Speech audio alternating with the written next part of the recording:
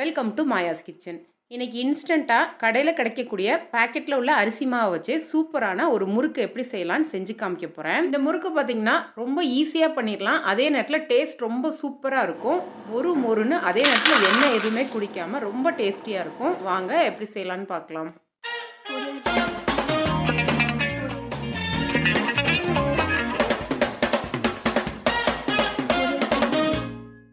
இன்றைக்கி முறுக்கு பண்ணுறதுக்கு 1/2 கப் உளுந்து எடுத்துருக்கிறேன். இந்த உளுந்தை மீடியம் ஃப்ளேமில் வச்சு நல்லா வாசனை வர்ற அளவுக்கு வறுத்து எடுத்துக்கோங்க. குறிப்பாக பார்த்திங்கன்னா உளுந்து வந்து கலர் மாறக்கூடாது. நல்லா வாசனை வந்தாலே போதுமானது. உளுந்து கலர் மாறிடுச்சுன்னா முறுக்கு உங்களுக்கு செவந்து தான் வரும். அதனால் வாசனை வர்ற அளவுக்கு மட்டும் வறுத்து எடுத்துக்கோங்க. இப்போ உளுந்து பார்த்திங்கன்னா நல்லா வாசனை வர ஆரம்பிச்சிருச்சு. இந்த நேரத்தில் இதில் ஒரு 1/4 கப் பொட்டுக்கடலை சேர்க்குறேன். பொட்டுக்கடலை பார்த்திங்கன்னா ரொம்ப நேரம் வறுக்கணும்னு அவசியம் இல்லை. ஒரு 10லேருந்து 20 செகண்ட் இந்த சூடாக இருக்கிற உளுந்தோடவே போட்டு பரட்டி எடுத்துக்கோங்க. 10 செகண்ட் வறுத்ததுக்கப்புறமா இதை ஒரு மிக்சர் ஜாரில் மாற்றிட்டு நல்லா ஆறுனதுக்கப்புறமா இதை பொடி பண்ணி எடுத்துக்கலாம். இப்போ இது எல்லாமே தயாராக இருக்குது. இதை ஒரு மிக்சர் ஜாரில் மாற்றிடுறேன். இது நல்லா ஆறுனதுக்கப்புறமா பவுட்ரு பண்ணி எடுத்துக்கோங்க. இப்போ உளுந்த மாவும் தயாராக இருக்குது. நம்ம முறுக்குக்கு மாவு பிசைய ஆரம்பிச்சிடலாம். இந்த மாதிரி நெருக்கமான ஜல்லடை எடுத்துக்கோங்க. அரிசி மாவு பார்த்திங்கன்னா இன்றைக்கி நான் 3 கப் எடுத்துருக்கிறேன். ரெகுலராக கடையில் பேக்கெட்டில் வாங்குகிற பச்சரிசி மாவு தான் எடுத்துருக்கிறேன். இதையும் சலிச்சு எடுத்துக்கலாம். எப்போவுமே முறுக்கு பண்ணும்போது எந்த மாவாக இருந்தாலும் நீங்கள் சலிச்சு எடுத்துக்கோங்க. அப்போ தான் முறுக்கு வந்து உங்களுக்கு வெடிக்காமல் இருக்கும்.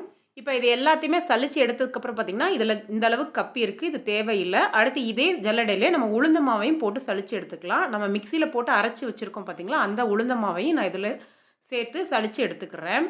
உங்களுக்கு சீக்கிரமாக முறுக்கு செய்யணும்னு விருப்பம் இருந்தால் அதிகமான அளவில் உளுந்த வறுத்து இந்த மாதிரி சலித்து ஃப்ரிட்ஜில் ஸ்டோர் பண்ணி வச்சுக்கோங்க. தேவைப்படுற நேரத்தில் நம்ம அரிசி மாவோட கலந்து ஈஸியாக முறுக்கு சுட்டுடலாம். முழு உளுந்தாக வறுத்து நீங்கள் சேர்க்கும் போது பார்த்திங்கன்னா 3 கப் அரிசி மாவுக்கு 1/2 கப் உளுந்து சரியாக இருக்கும். இதுவே நீங்கள் உளுந்த மாவாக சேர்க்கும் போது பார்த்திங்கன்னா 3 கப் அரிசி மாவுக்கு 3/4 கப் உளுந்த மாவு தேவை இருக்கும். 1/2 கப் உளுந்தை நீங்கள் வறுத்து அரைச்சி சலித்து எடுக்கும்போது பார்த்திங்கன்னா 3/4 கப் உளுந்த மாவு உங்களுக்கு கிடைக்கும். இப்போ மாவெல்லாம் தயாராக இருக்குது. இதில் தேவையான அளவு உப்பு சேர்த்துடலாம். கூடவே 1/2 டீஸ்பூன் பெருங்காயம், 1 டீஸ்பூன் ஜீரகம், 1 டீஸ்பூன் எள்ளு சேர்க்குறேன்.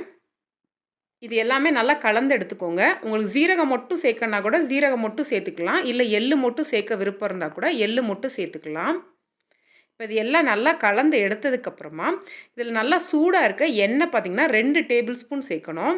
எண்ணெயை சேர்த்துட்டு ஃபஸ்ட்டு ஒரு ஸ்பூன்கிட்ட நல்லா கலந்து எடுத்துக்கோங்க. எண்ணெய் சூடாக இருக்கனால ஸ்பூனை வச்சு கலந்து எடுத்ததுக்கப்புறமா கைட்ட நல்லா கலந்து எடுத்துக்கோங்க. இந்த மாவோட எண்ணெய் வந்து எல்லா இடத்துலையுமே படுற அளவுக்கு நல்லா மிக்ஸ் பண்ணி எடுத்துக்கோங்க. மாவும் எண்ணெயும் நல்லா கலந்து எடுத்ததுக்கப்புறமா இதில் தேவையான அளவு தண்ணி ஊற்றி மாவு பிசையணும். இப்போ எண்ணெய் பார்த்திங்கன்னா நல்லா கலந்து எடுத்தாச்சு. அதனால தான் இப்படி பிடிக்கும் போது பார்த்திங்கன்னா உங்களுக்கு பிடிப்பட்டு வரணும். இப்போ இதுக்கு தேவையான அளவு தண்ணி சேர்த்து மாவை பிசைஞ்சு எடுத்துக்கலாம். முறுக்கு மாவு பிசைஞ்சு இருக்கிற பதம் பார்த்திங்கன்னா கொஞ்சம் லூஸாக பிசையணும். அப்போ தான் உங்களுக்கு வந்து புழிஞ்சு எடுக்கிறதுக்கு ஈஸியாக இருக்கும்.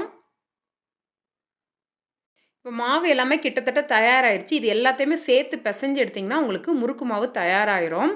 மாவு பார்த்திங்கன்னா தயாராகிடுச்சு. இந்த அளவில் இருக்கணும் மாவு.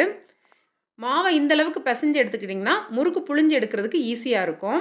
இப்போ மாவு தயாராகிடுச்சு. நம்ம புழிஞ்சு எடுக்க ஆரம்பிக்கலாம். தேவையான அளவு மட்டும் மாவை எடுத்துகிட்டு மீதியை மூடி வச்சிட்டிங்கன்னா மாவு உணராமல் இருக்கும். இன்றைக்கி நான் எடுத்துருக்கிறது பார்த்திங்கன்னா 3 கல்லுள்ள முறுக்கு உலக்கு எடுத்துருக்கிறேன். ஒரு பாலித்தீன் கவரில் உங்களுக்கு விருப்பமான சைஸில் முறுக்கை புழிஞ்சு எடுத்துக்கோங்க. புழிஞ்சு எடுத்து அது ஓரங்கள் லைட்டாக அழுத்து விட்டிங்கன்னா உங்களுக்கு எண்ணெயில் போட்டு வரும்போது பிரியாமல் வரும். எண்ணெய் காஞ்சிக்கிட்டு இருக்க நேரத்தில் ஒரு 5-6 முறுக்கு நீங்கள் புழிஞ்சு ரெடி பண்ணி வச்சுக்கோங்க. எண்ணெய் காயையுமே நம்ம எடுத்து ஒன்றொன்னா போட்டு பொரிச்சு எடுக்கிறதுக்கு சரியாக இருக்கும்.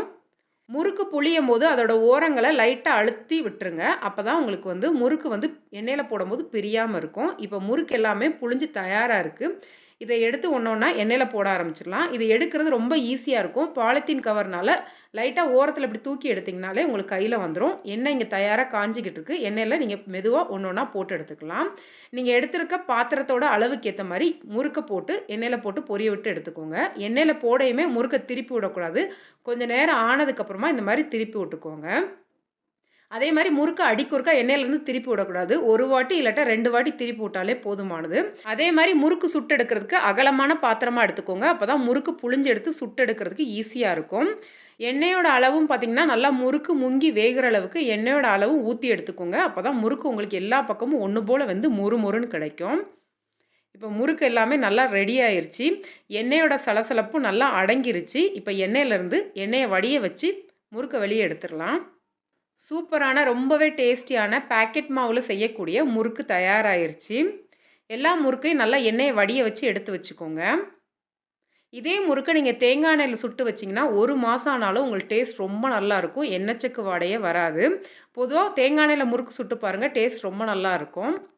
இதே மாதிரி அடுத்தடுத்து நம்ம ரெடி பண்ணி வச்சுருக்க முறுக்கையும் சுட்டு எடுத்துக்கலாம். இங்கே பார்த்தீங்கன்னா முறுக்கு எல்லாமே தயாராகிருச்சு. இன்றைக்கி நான் எடுத்திருக்க அளவில் பார்த்தீங்கன்னா 25 முறுக்கு வந்திருக்கு. இந்த சைஸில் பண்ணிங்கன்னா உங்களுக்கு 25 முறுக்கு கிடைக்கும். முறுக்கு பாருங்கள் எவ்வளோ சூப்பராக இருக்குது. அதே நேரத்தில் நல்லா பொறு பொருன்னு இருக்குது பாருங்கள். எண்ணெயும் குடிக்கலை.